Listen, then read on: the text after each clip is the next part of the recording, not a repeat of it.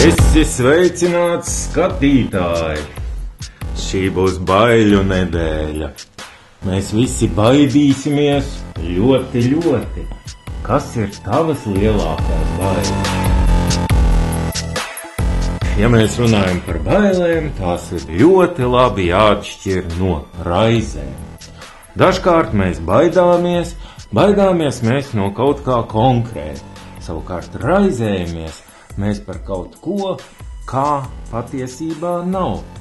Mēs raizējamies par to, kā mēs samaksāsim rēķinus, kā mēs pabarosim ģimeni, kas būs ar veselību, ar darbu, ar attiecībām, bet tas vēl viss nav noticis, tas ir kaut kad nākotnē, bet mēs jau to pārnesam tā kā uz sevi jau tagadnē. Tad lūk, tas ir gluži nepareizi. Tieši otrādāk. Ir tāda lieta, kas saucās pozitīvā domāšana, un tagad jau ir pētījumi, kas rāda, ka tā nestrādā. Tad lūk, ko darīt? Baidīties mēs varam un mākam, pozitīvā domāšana nestrādā, ko tad darīt? Darīsim tā. Pirmkārt, mēs apskatāmies apkārt, kas mums ir, kā mums nav, novērtējam situāciju, sastādām prioritāšu sarakstus, un prioritāšu sarakstā pirmajā vietā ir jābūt kam? Pareizi, skatītāji.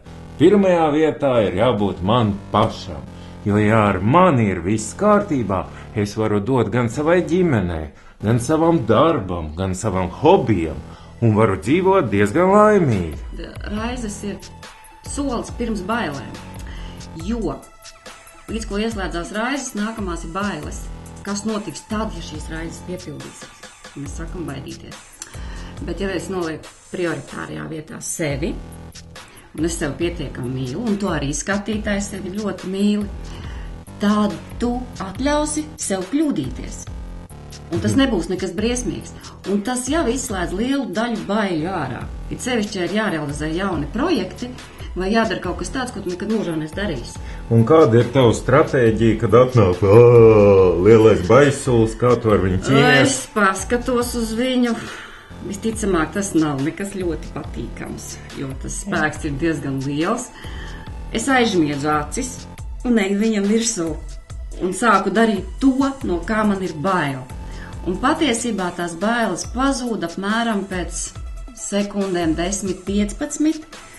Ir reizes, kad drusciņi lielāk, ja tās ir kaut kāds bailes, teiksim, uzstāties kameras priekšā, tur vajadzēja drusciņi ilgāku laiku, bet uzējot tam virsū, es saprotu, ka īstenībā jau nemaz nav tik traki, ja? Un tās bailes izplēna kā migliņa, un man ir jauna pieredze, kur es varu pēc tam lietot vai nelietot.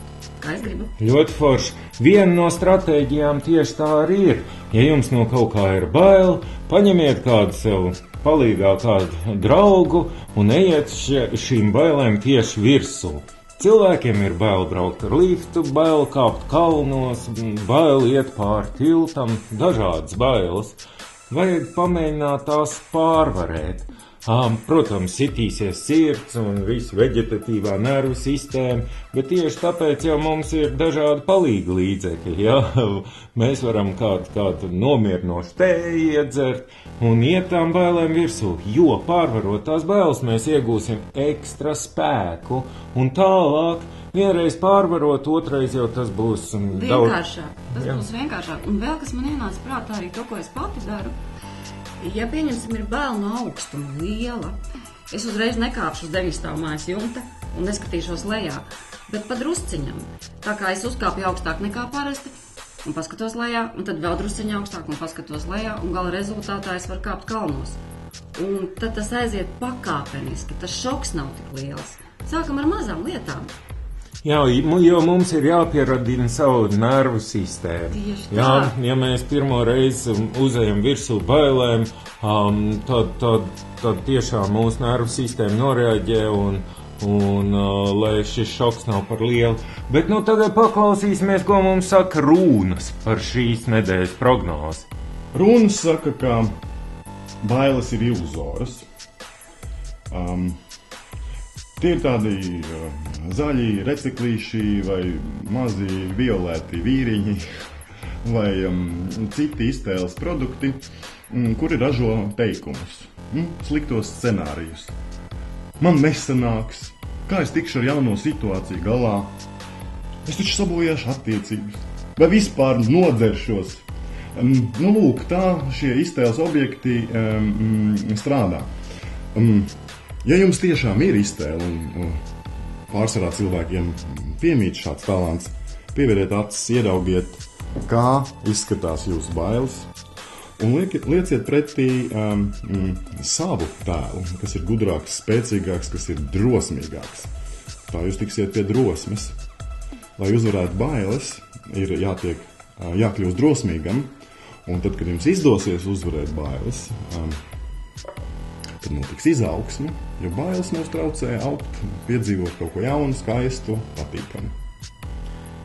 Cilvēki vispār strādā divos režīmos.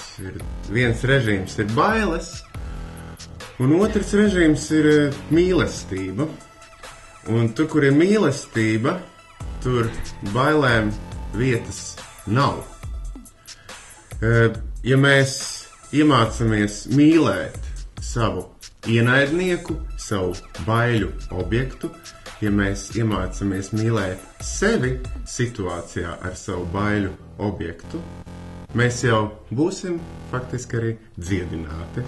Ja mēs pārvarēsim bailes, mums atvērsies ļoti, ļoti plaša pasaule un ļoti daudz iespēju. Un būs lieliska nedēļa. Būs tā.